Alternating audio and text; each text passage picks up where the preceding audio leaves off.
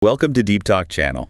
Have you ever really stopped to think about how these tiny, seemingly insignificant daily choices can actually stack up? How they can lead to, well, monumental breakthroughs in your life? It sounds a bit counterintuitive sometimes, doesn't it? Big results from small actions. Exactly. But today, we're doing a deep dive into this surprisingly powerful idea. Atomic habits. Atomic habits, okay. Yeah, and when we say atomic, think really small, like an extremely tiny, almost irreducible unit. You know? But it's a fundamental part of a bigger system. Like an atom in a molecule. Precisely. And our mission today is to explore how mastering these incredibly small actions, this is all drawn from James Clear's fantastic book, Atomic Habits, how mastering these can lead to, well, truly extraordinary results. Sounds good. Clear's work is definitely influential there. It really is. And his own story. Yeah. Wow, it just perfectly sets the stage. So James Clear, back in high school, last day of his sophomore year, a baseball bat slips out of a classmate's hands during practice. Yeah, hits him square in the face. Yeah. And the impact was just devastating. Crushed nose, multiple skull fractures, both eye sockets shattered. He ended up in a coma. Gosh, that's horrific. It gets worse. He had memory loss. Yeah. Couldn't even remember what year it was or who the president was. Just gone. Unbelievable. And the recovery. Grueling. Weeks of double vision, couldn't drive for 8 months, had to go through physical therapy just to relearn basic things like walking in a straight line. Wow. And then, a year later, another hit. He'd played baseball since he was 4, his dad played professionally, and he gets cut from the varsity team. Ouch. After everything else. Yeah, he talked about just sitting in his car, totally devastated. But, and this is the key part, that wasn't the end. Far from it. Right, because he turned things around dramatically. Totally. He eventually becomes the top male athlete at Denison University, even gets named to the ESPN Academic All-America team. That's quite a comeback. But he insists it wasn't some single defining moment. He calls it a gradual evolution, a long series of small wins and tiny breakthroughs. He literally said he had to start small. And that whole experience became the foundation for his work. He started writing articles on his website, built this huge email list, like nearly 500,000 subscribers by 2018, signed book deal, launched the Habits Academy, basically became this go-to expert on habit formation through relentless personal experimentation. And what's so compelling there, I think, is how his own really profound personal experience, that rebuilding process, brick by brick, it became the very foundation for understanding how small habits can fundamentally reshape anyone's potential. Yeah. It speaks directly to that feeling we all have sometimes, wanting that quick fix or that big aha moment. But his story shows it's often about the slow, systematic grind of tiny, consistent changes. That's such a great way to put it. And maybe the most famous illustration of this principle in action is the British cycling team story. It's just wild. Oh, yeah. The marginal gain story. It's classic. Right. So for almost 100 years, British professional cycling was, well, let's just say mediocre, underwhelming. Putting it mildly, yeah. Since 1908, they'd won only 1 Olympic gold medal. It was so bad that a top European bike manufacturer actually refused to sell them bikes. Refused? Why? They were afraid it would hurt their brand image to be associated with such a mediocre team. Wow, that's harsh. Okay. So in comes Dave Brailsford as the new performance director, and he brings this pretty radical philosophy, the aggregation of marginal gains. Right, the 1% improvement idea. Exactly. His whole thing was this relentless commitment to finding a tiny, just 1% improvement in absolutely everything they did. Everything. Everything. He figured if you broke down every single tiny aspect of riding a bike and improved each one by just that 1%, the combined effect, the aggregation, would be enormous. And they really went for it, didn't they? The level of detail is legendary. Oh, it's almost absurd. They redesigned bike seats for more comfort, rubbed alcohol on the tires for better grip, got electrically heated over shorts to keep muscle temperature perfect. Okay, those seem fairly standard, maybe. High-tech, but standard. But then it gets weirder. They used biofeedback sensors on the riders, tested different fabrics in a wind tunnel for aerodynamics, had outdoor riders switch to lighter, faster indoor racing suits. Huh. They tested different massage gels to see which one led to the fastest muscle recovery. Hired a surgeon to teach the riders the absolute best way to wash their hands to avoid getting colds. A surgeon for hand washing. Okay, now we're getting granular. They even determined the best type of pillow and mattress for each individual rider to optimize sleep. And my favorite detail, they painted the inside of the team truck white. White? Why white? so they could spot even the tiniest specks of dust that might get into the bike mechanics and degrade performance. Just relentless, tiny improvements everywhere. That is obsessive. That's obvious. Astonishing. Just 5 years after Brailsford took over, 2008 Beijing Olympics. The British team absolutely dominated. They won something like 60% of the gold medals available in road and track cycling. 60%. That's incredible. And 4 years later, London 2012 Olympics, they set 9 Olympic records and 7 world records. Wow. And the ultimate prize. 2012, Bradley Wiggins becomes the first British cyclist ever to win the Tour de France. Then his teammate, Chris Froome, wins it 4 more times in the next 5 years. So 5 Tour de France victories in 6 years for a team that was previously a laughingstock. Exactly. Between 2007 and 2017, British cyclists racked up 178 world championships and 66 Olympic or Paralympic gold medals. It's just transformative. A testament to that aggregation of marginal gains, that 1% compounding. And this is where it gets really interesting for you, for anyone listening. That compounding effect is incredibly powerful. The math Clear uses is startling. Yeah. Get just 1% better each day for a year. You don't end up 365% better. Because of the compounding, you end up almost 37 times better than when you started. 37 times. That's exponential growth. It makes time your greatest ally, doesn't it? Yeah. Small improvements, consistently applied. Absolutely. And this compounding isn't just for sports or finance. Think about productivity. Automating one tiny task or mastering one small skill. It seems minor day to day, but over a career, it frees up so much mental energy. Right. Knowledge is the same. It compounds like interest. Learning one new thing doesn't just add that one piece. It changes how you connect all your existing knowledge. Like building a web. Exactly. And relationships too, being consistently just a little bit kinder, a little more reliable, that builds incredibly strong connections over time. But we have to remember the flip side, negative compounding. Oh yeah, that's crucial. Little daily stresses, traffic, annoying emails, deadlines, they seem manageable in isolation, but they compound too, potentially leading to burnout or health issues down the line.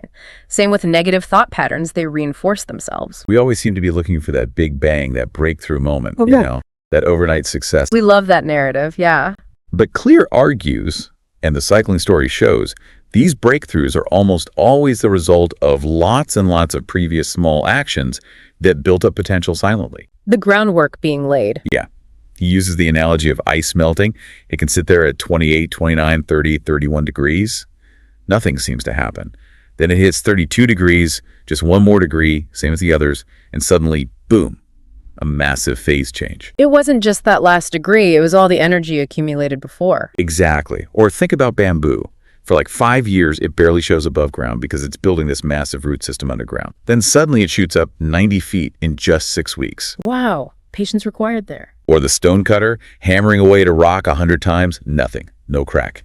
Then the 101st blow and the whole thing splits in two. It wasn't just that last hit, right? Mm-hmm. It was the cumulative effect. Mastery requires patience. That's the takeaway. So what does this really mean for us day to day?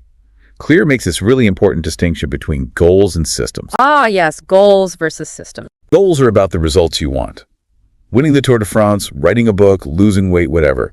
Systems are about the process that leads to those results. To daily actions, the routines. Right. And here's the key insight.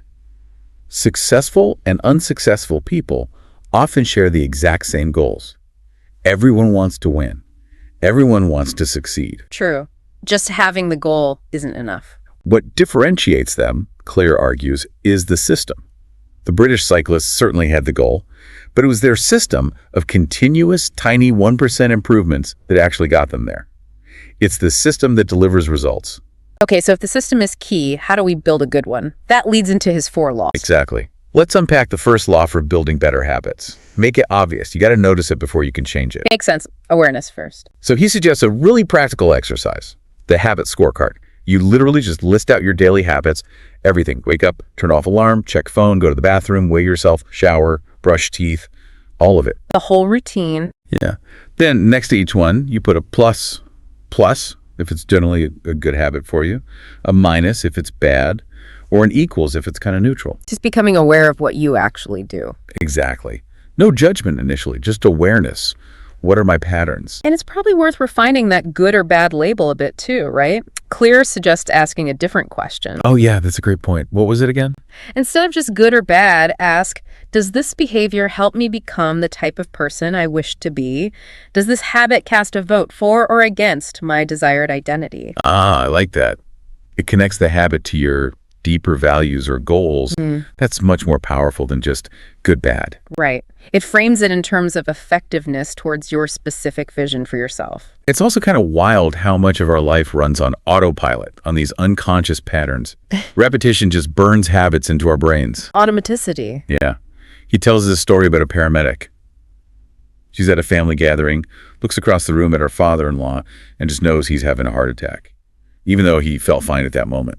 How? Years and years of seeing patients, her brain had unconsciously learned to recognize these incredibly subtle patterns in facial blood flow that indicated cardiac distress.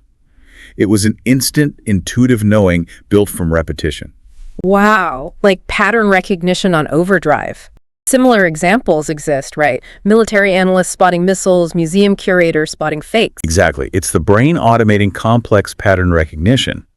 But the downside is, the more automatic a habit becomes, the less likely we are to question it. We just do it. Like that story of the retail clerk who, totally on autopilot after processing a bunch of gift cards, cut up a customer's actual credit card. Oh no. Yeah, brain just went into the routine. So systems like pointing and calling, used by Japanese train operators where they physically point at signals and verbally call out the status, are designed to fight that autopilot. They force conscious awareness. Makes the habit obvious again. Intentional. Right, it breaks the automaticity loop. And this leads to maybe one of the biggest insights in the book. Your environment is like this invisible hand shaping your behavior, more than you probably realize. Hugely important environment design. Okay, check this out. A study at Massachusetts General Hospital cafeteria. All they did was add more bottled water options around the room, put water baskets next to the food stations, didn't tell anyone to drink more water. And Soda sales dropped by over 11%. Bottled water sales jumped by nearly 26%, just by making water more visible and accessible. no nagging, no willpower required, just environmental cues. Exactly. People often choose things based on where they are, not just what they are.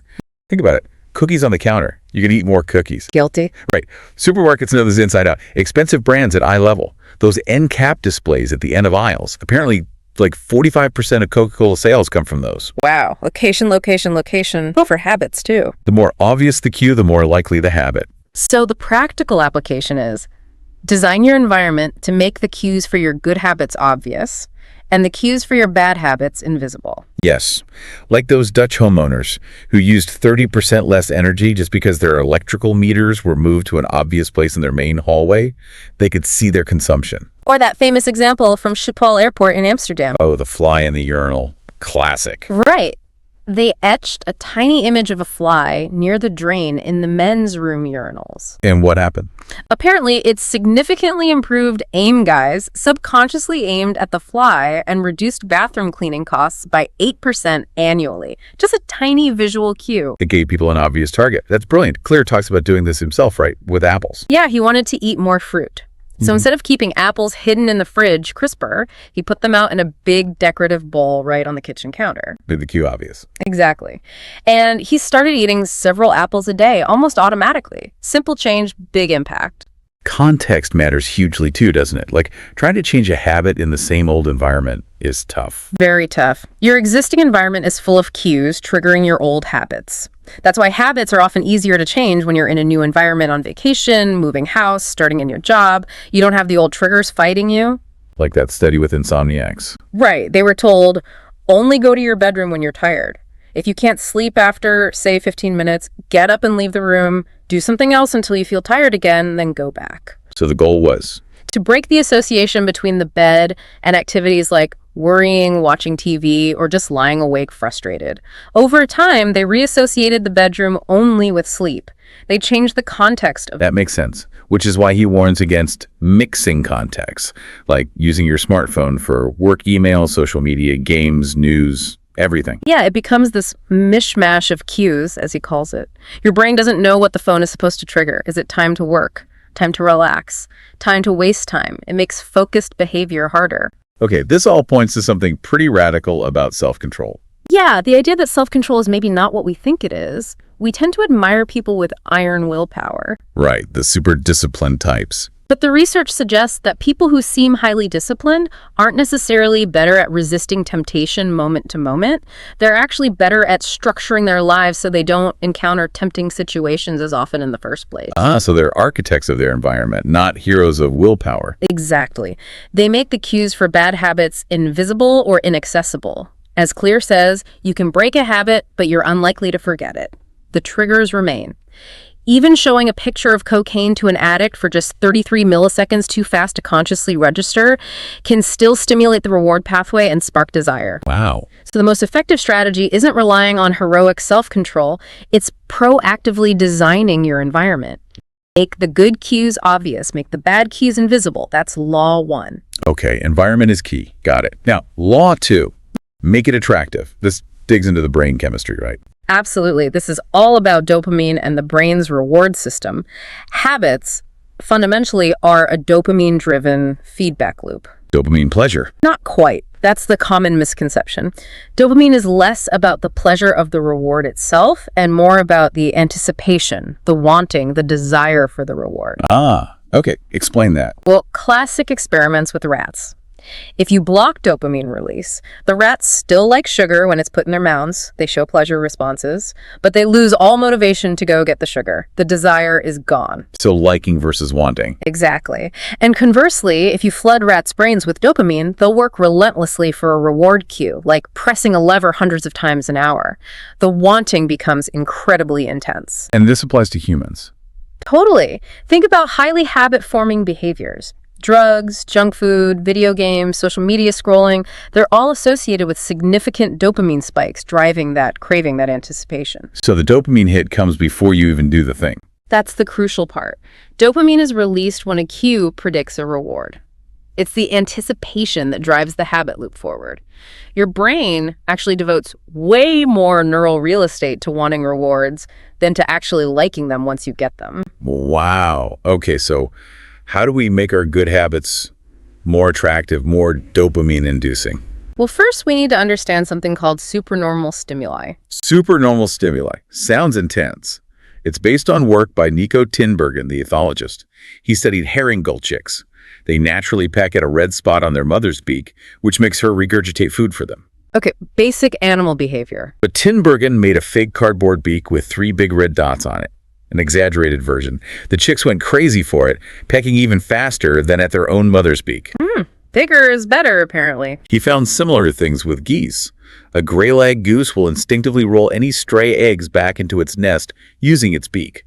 But if you put a much larger fake egg, like a billiard ball or even a volleyball, near the nest. Let me guess, it tries to roll the volleyball back. Yep.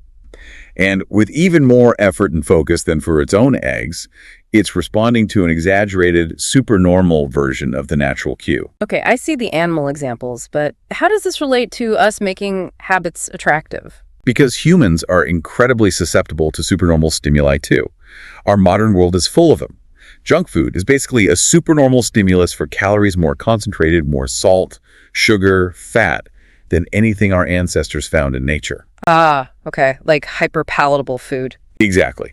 Hard liquor is a more concentrated form of alcohol than beer or wine. Video games are often a more concentrated, stimulating form of play than, say, a board game.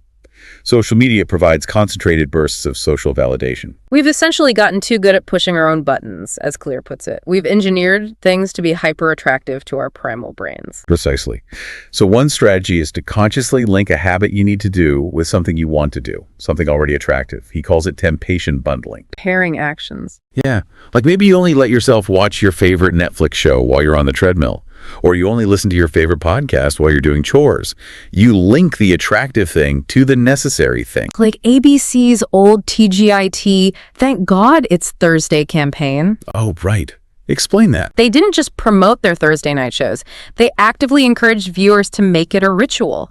Get popcorn, pour a glass of red wine, curl up on the couch. They linked watching their shows, the desired behavior for ABC, with activities people already found relaxing and enjoyable, attractive. Making the whole package attractive.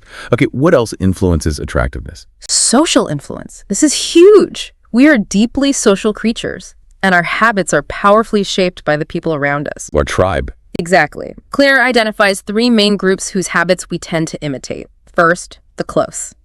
The people we spend the most time with, family, friends, partners, coworkers. Makes sense. You pick up their habits?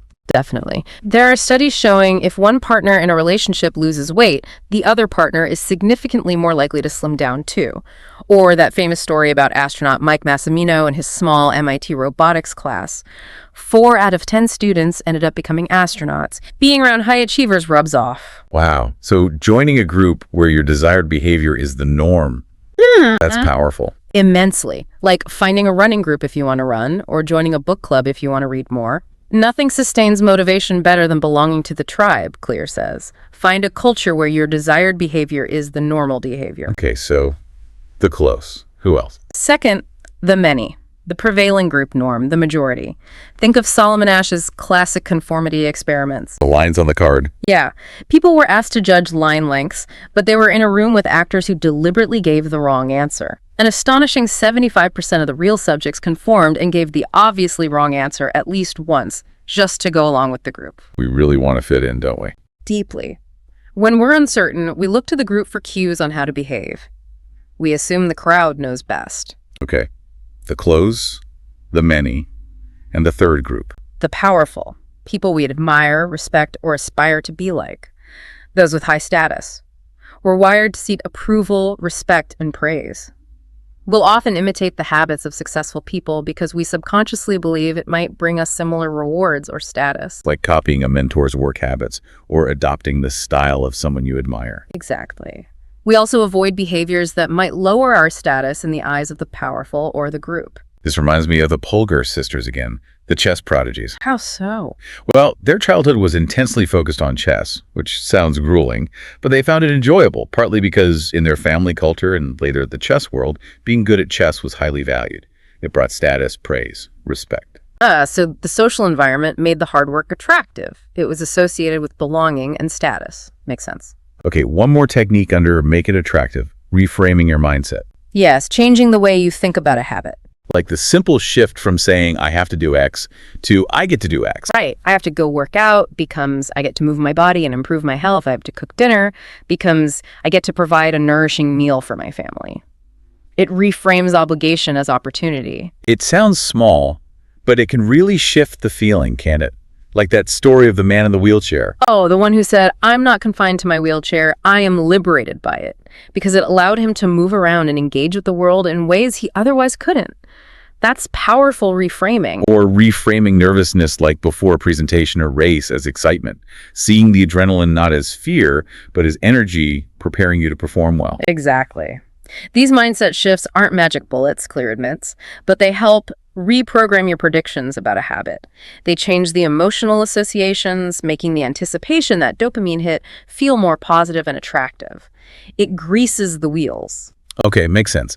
So we've covered make it obvious and make it attractive. What's law 3? Law 3 is make it easy, reduce the friction. The path of least resistance. This one feels intuitive. It is, but the implications are huge.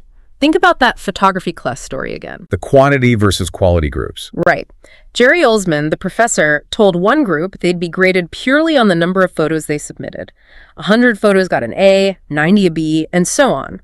The other group just needed to produce one single perfect photo for an A. And the quantity group produced all the best photos. Exactly. Why? Because they were constantly doing, shooting, experimenting, making mistakes, learning, iterating. They were in motion. The quality group spent most of their time speculating about perfection, theorizing, planning, but didn't actually do much. They got paralyzed by the pursuit of perfection. So action beats planning. Repetition is key. Repetition is absolutely fundamental to habit formation. It's the practice that engraves the neural pathways. Remember the London taxi drivers? Their brains physically changed, right? The hippocampus grew. Yeah, the part of the brain involved in spatial memory literally got larger the more they practiced navigating London's complex streets. And it shrank again when they retired. It's like a muscle, use it, it grows, stop using it, it atrophies. Doing the reps matters. So making it easy is about making it easier to get those reps in. Precisely. Our brains are fundamentally wired to conserve energy. This leads to what Clear calls the law of least effort. Given two similar options, we will naturally gravitate towards the one that requires less work. It's just human nature. Like that example from Jared Diamond's book. Guns, germs, and steel, yeah. Agriculture spread way faster east-west across Eurasia than north-south in the Americas or Africa. Why?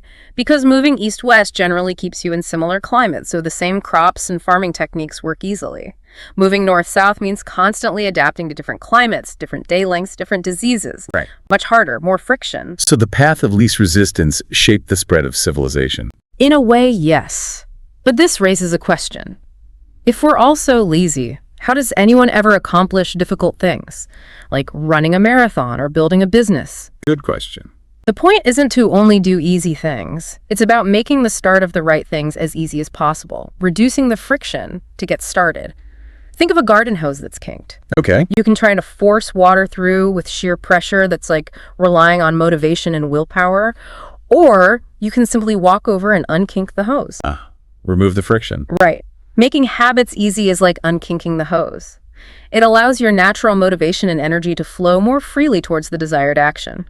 Less effort wasted, overcoming initial resistance. How do we unkink the hose in practice? One key strategy is addition by subtraction, reducing steps, removing obstacles. Japanese manufacturing, especially Toyota's lean production system, revolutionized industries by obsessively eliminating wasted motion, wasted time, wasted materials. They redesigned workspaces so tools were always within easy reach, no wasted steps. Make the process smoother, easier. Yeah, exactly, resulting in more efficient factories and, famously, more reliable products. Remember how American TVs in the 70s needed way more service calls than Japanese ones? Part of that was just better, less friction-filled assembly processes. And we see this everywhere now, right? Meal delivery services remove the friction of cooking. Dating apps remove the friction of meeting people. Ride-sharing remove the friction of finding a taxi. Texting is easier than calling. Voice assistants like Alexa or Siri make playing music or checking the weather easier than pulling out your phone and tapping through menus. They all succeed by making a desired action easier. Even governments use this, that British tax collection example. Yeah, simply changing the link in an email from one that went to a general web page, where you then had to find and download the form, to a link that went directly to the tax form itself. That small reduction in friction significantly increased response rates, from 19.2% to 23.4%, just by making it one click easier. Tiny change, measurable result. Okay, what else? Priming the environment. Yes, priming the environment for future use. This is about making the next action easy. Oswald Knuckles' idea of resetting the room. Explain that. After watching TV, immediately put the remote back where it belongs, straighten the pillows. When you get out of your car, take any trash with you right then. When the shower's warming up, quickly wipe down the toilet. Small actions that reset the environment to its ready state. He called himself proactively lazy. Yeah. People think I work hard, but I'm actually really lazy. I'm just proactively lazy. By doing these little resets immediately, he makes the next time he wants to use that space or do that action much easier. Less friction later. Like the author's wife pre-sorting greeting cards into categories. Or his own apple bowl example again. It's about setting up your future self for success by making the desired action easy in the moment it needs to happen. Okay, so that's reducing friction for good habits. But what about bad habits? Can we increase friction? Absolutely. That's the inversion of the law. Make it difficult. Sometimes success is about making unwanted behaviors harder to do. Like Victor Hugo, locking away his clothes. Classic example. Facing a crushing deadline for The Hunchback of Notre Dame, he had his assistant lock away all his clothes except for a big shawl. He literally couldn't leave the house without looking ridiculous. He created massive friction for the bad habit, going out, and made the good habit, staying in and writing, the path of least resistance. That's extreme, but effective. He called it a commitment device. Right. A commitment device is a choice you make in the present to lock in better behavior in the future. It increases the difficulty or cost of indulging in a bad habit. Like setting up automatic transfers to a savings account on payday. Or using website blockers like Freedom or Cold Turkey to make accessing distracting sites harder during work hours. Or buying food in smaller packages instead of bulk sizes to make overeating slightly harder. There's that historical example too, the first cash register. John Henry Patterson. His general store was failing because employees kept stealing from the till. Then he bought James Ritty's new invention, the incorruptible cashier. It automatically locked the cash drawer after each transaction and kept a record. It suddenly made stealing really difficult. Increase the friction for theft. Saved his business. Exactly. And Clear highlights the power of one-time actions that automate good habits or make bad ones harder. Things like enrolling in that automatic savings plan, setting up automatic prescription refills, buying a good mattress for better sleep, deleting social media apps from your phone. These are single decisions that reduce future friction for good habits or increase it for bad ones. But we also have to be aware of how technology often does the opposite, right? Makes bad habits too easy. Definitely. Autoplay features on streaming services make binge watching effortless.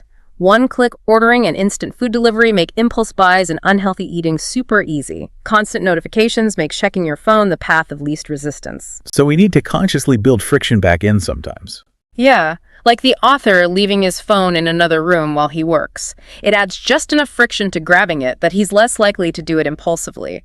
It makes the desired behavior, focused work, easier by making the undesired behavior, checking phone, harder. Okay, make it obvious, make it attractive, make it easy. What's the final law? The fourth and final law is make it satisfying. The habit has to feel good somehow. The payoff. Exactly. This goes back to a fundamental principle of behaviorism, first articulated by Thorndike.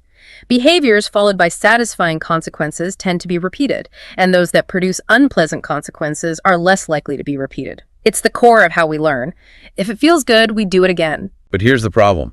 Lots of good habits have delayed returns with it, while bad habits often feel good immediately. That's the mismatch. Our brains evolved in what Clear calls an immediate return environment. For our ancestors, the focus was on immediate survival. Finding food now, finding shelter now, avoiding danger now. Quick payoffs were essential. We're wired for instant gratification. Pretty much. But modern society operates largely in a delayed return environment. We work now for a paycheck later. We study now for a degree years down the line. We save now for retirement decades away. So our brain's preference for immediate rewards clashes with the structure of modern life. Right. This leads to what economists call time inconsistency or hyperbolic discounting. We value immediate rewards much more highly than future rewards, even if the future reward is objectively larger. We choose the donut now over better health later. So how do we make habits with delayed benefits feel satisfying now? We need to find ways to inject some form of immediate satisfaction into the process. That Stephen Luby public health project in Karachi, Pakistan is a perfect illustration. Hand washing one. Yeah. People knew they should wash their hands, but compliance was low. Luby's team partnered with Procter & Gamble to introduce Safeguard soap. Crucially, Safeguard was engineered to lather up really easily and have a pleasant smell. So it felt good to use. Exactly. It provided an immediate positive sensory experience. The result? Hand washing rates soared, and childhood diarrhea rates dropped by 52%. Respiratory infections fell too. The immediate satisfaction of the nice smell and rich lather reinforced the habit, even though the main health benefits were delayed. Like minty toothpaste. Perfect example. Toothpaste manufacturers discovered that adding strong minty flavors didn't necessarily make the toothpaste clean better, but it created that immediate clean mouth feeling, which people found satisfying. That feeling became the immediate reward that kept people brushing. Wrigley did the same with chewing gum, adding tasty flavors like juicy fruit, and spearmint transformed it from a bland substance into a satisfying treat. Find a way to feel good now. Okay. But what about habits that involve not doing something? Like avoiding junk food or skipping impulse buys. There's no immediate satisfying action there. That's tricky. He calls them avoidance habits. How do you feel satisfaction from not doing something? The solution is to make the avoidance itself visible and rewarding. Create a visual representation of your progress. For example, if you're trying to save money by not buying coffee out, every time you skip the coffee shop, transfer that $5 into a separate savings account, literally labeled Dream Vacation Fund or New Leather Jacket Fund. Ah, so you see the fund growing. That's the immediate reward. Exactly. Or a couple trying to eat out less could move $50 into a trip to Europe account every month they stick to their plan. It makes the benefit of avoidance immediately visible and satisfying. You're rewarding yourself for what you didn't do. This sounds like habit tracking. It leads right into it. Habit tracking is a powerful way to make habits satisfying. Remember Trent Dearsmith, the stockbroker with the paper clips? Yeah, moving a clip for every sales call. He started each day with 120 clips in one jar. Made a sales call, moved a clip to an empty jar. That simple visual act of moving the clip provided immediate, tangible evidence of progress. It felt satisfying, and it worked. Apparently helped him bring in $5 million in business. Little visual reward reinforcing the action. like putting marbles in a jar for push-ups or crossing days off a calendar. Or Jerry Seinfeld's famous don't break the chain method for writing jokes every day. He wasn't focused on writing a good joke each day, just on writing something and putting a big red X on his calendar for that day. The goal became simply not breaking the chain of X's. The satisfaction came from seeing the unbroken chain grow. Precisely. Habit tracking works so well because it hits multiple laws at once. It makes the habit obvious. You see the tracker, it can make it attractive, seeing progress motivates you. And crucially, it makes it satisfying. Checking the box, moving the clip, seeing the chain grow feels good. It's like a little dopamine hit for completing the task. You got it. It closes the feedback loop quickly. But in tracking become a chore, or even counterproductive. Definitely. It's not for everyone, and it can feel like just another task. And there's a risk of what's called Goodhart's law. Goodhart's law. It states, when a measure becomes a target, it ceases to be a good measure. Basically, when you optimize purely for the metric, you can lose sight of the underlying purpose. Like the restaurant focusing only on daily revenue. Yeah. If that's the only target, staff might rush customers or cut corners on quality to maximize turnover, even if customers leave dissatisfied. The metric revenue looks good, but the actual goal, running a successful restaurant long-term, is undermined. You're hitting the target but missing the point.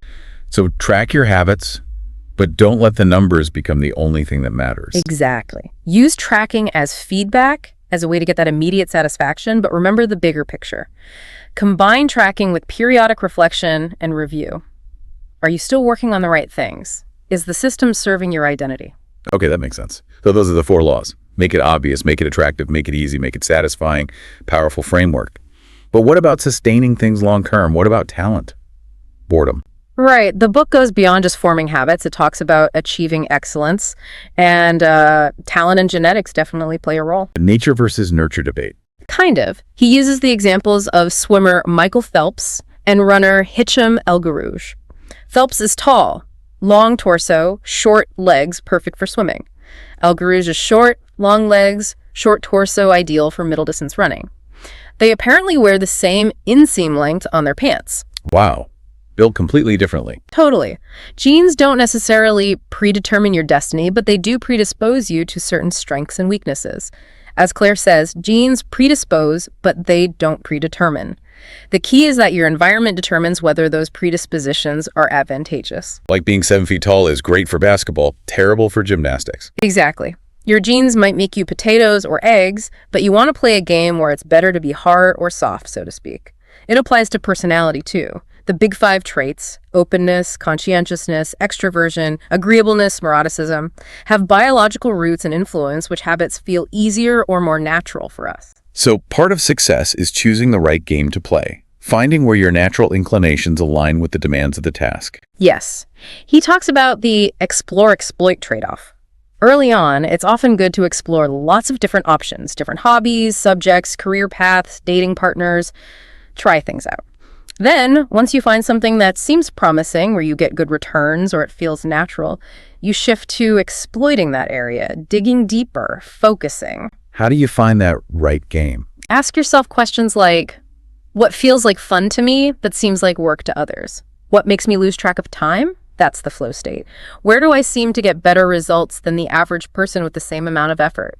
What comes naturally? When do I feel most authentic? Find where your skills and interests intersect with opportunity. Right. And if you can't find a game where the odds are stacked in your favor, create your own game. Exactly. Like Scott Adams, the Dilbert cartoonist. He admitted he wasn't the best artist, wasn't the funniest comedian, but he had this unique background in the corporate world. He combined his average drawing skills with his average humor and his unique business experience to create a niche no one else occupied. Combination creates uniqueness. Yes. By combining skills, you reduce the competition. You win by being different. The author did this himself in college, designing his own major in biomechanics because it combined his interests and strengths in a way no standard major did. Okay, so find your game. Huh? But even then, sticking with it is hard, especially when it gets boring. Ah, yes, the challenge of boredom. This relates to the Goldilocks rule. Not too easy, not too hard. Right. We experience peak motivation when we're working on tasks that are just on the edge of our current abilities. Challenging enough to be interesting, but not so hard that we get discouraged. But the problem is, as you get better at something, as it becomes a habit, it becomes routine, it becomes easy and less interesting. Exactly. And Clear states bluntly, the greatest threat to success is not failure, but boredom. Once a habit is established, the challenge becomes maintaining it when the novelty wears off and it just feels like work. So how do you push through the boredom? This is where professionals differ from amateurs. Professionals stick to the schedule even when they don't feel like it, even when the work isn't exciting. Amateurs only work when they feel inspired. Like Steve Martin practicing comedy for 15 years. Yeah, performing in tiny, empty clubs, gradually refining his act night after night, long before he became famous. He just kept showing up. He didn't break the chain, even when it must have been boring or discouraging. It's about falling in love with the process, not just the outcome. Being endlessly fascinated by doing the same things better. And the final piece seems to be reflection and review. Crucial for long-term improvement. You need to periodically step back and assess. Are your habits still serving you? Are you making progress? What needs adjusting? Like Pat Riley in the Lakers' career best effort stat. Right, the CBE. He tracked each player's performance against their own previous bests and league averages, pushing for continuous individual improvement, not just wins or losses. It kept them focused on getting better. And lots of top performers do this, right? Keep logs or journals. Absolutely. Elite marathoner Eliud Kipchoge reviews notes from every practice. Swimmer Katie Ledecky tracks wellness metrics. Comedian Chris Rock tests new jokes with a notepad on stage to see what lands. Executives keep decision journals to learn from past choices. The author does his own annual review, too. Yeah. Every December, he tallies his habits for the year, reflects on progress, and asks himself, what went well? What didn't go so well? What did I learn? It's like holding up a mirror periodically. Exactly. Clear suggests thinking of it like looking at yourself in a mirror from a conversational distance. You see the important changes, the overall picture, without getting lost obsessing over every tiny flaw or data point. It provides perspective and keeps you aligned. So wrapping this all up, the core message seems to be that extraordinary results don't come from massive heroic efforts, but from the slow accumulation of tiny, consistent habits. It's about building smart systems, not just relying on willpower. Well said. It's about the process, the consistency, and making those small actions obvious, attractive, easy, and satisfying over the long haul. It really reframes how you think about progress and achievement. And as we finish this deep dive, I want to leave you with something to chew on, a provocative thought that builds on this. If every habit we have, even those we label bad, is actually serving some underlying need for us, as the source suggests, habits often address fundamental needs like stress relief or social connection, even if poorly, then what deeper, often hidden, needs are our most resistant, unwanted habits trying to meet? What are they secretly trying to solve for us? And what could we learn about ourselves if we stopped fighting them for a moment and just asked, what problem is this behavior actually trying to fix?